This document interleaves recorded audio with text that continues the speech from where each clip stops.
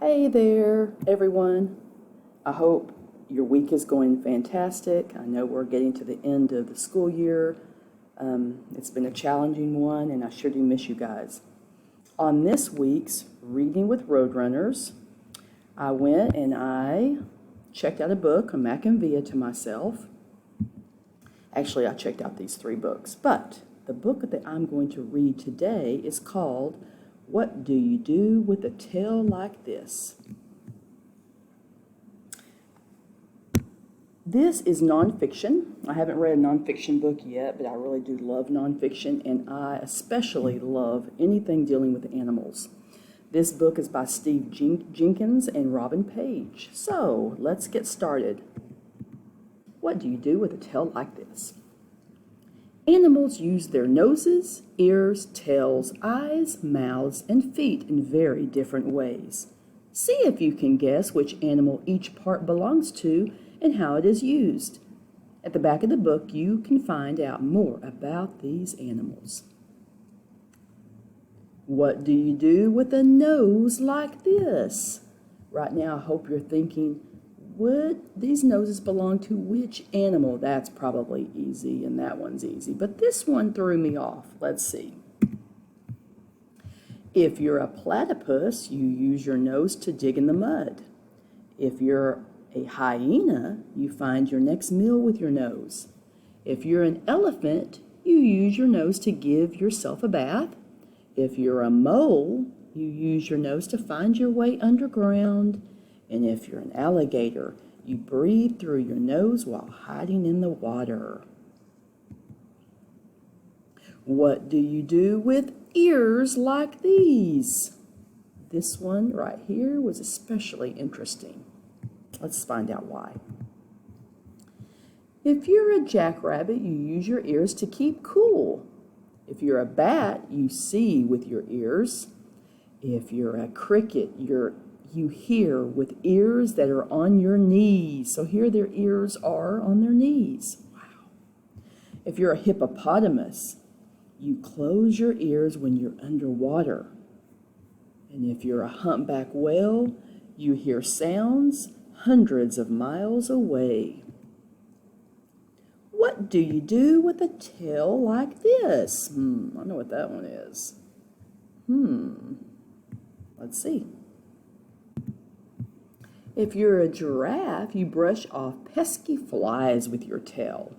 If you're a skunk, you lift your tail to warn that a stinky spray is on the way. If you're a lizard, you break off your tail to get away. If you're a scorpion, your tail can give a nasty sting. And if you're a monkey, you hang from a tree by your tail. It's a strong tail. What do you do with eyes like these? Oh, that's so cute. If you're an eagle, you spot tiny animals from high in the air. If you're a chameleon, you look 2 ways at once. If you're a 4-eyed fish, you look above and below the water at the same time. If you're a horned lizard, you squirt blood out your eyes. Well, that's super cool. If you're a bush baby, you use your large eyes to see clearly at night. What do you do with feet like these? If you're a chimpanzee, you feed yourself with your feet. If you're a blue-footed booby, you do a dance. If you're a water striker, you walk on water. If you're a gecko, you use your sticky feet to walk on the ceiling. And if you're a mountain goat, you leap from ledge to ledge. What do you do with a mouth like this? I don't know what this one is. Let's see. If you're a pelican, you use your mouth as a net to scoop up fish. If you're a mosquito, you use your mouth to suck blood. If you're an egg-eating snake, you use your mouth to swallow eggs larger than your head. If you're an anteater, you capture termites with your long tongue. And if you're an archer fish, you catch insects by shooting them down with a stream of water. Well, that's super cool. And then this gives you a little bit of more information about every single animal in the book. I love all of these books. He's written several of them. You can even check some of them out on Mac and Via. Do not forget, guys, we are still doing our Beanstack Challenge. So, as you're reading, just go in there once a week or every few days and go ahead and log your minutes till the end of the school year.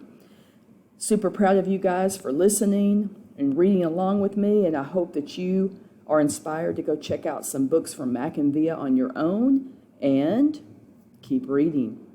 Until next week, bye guys.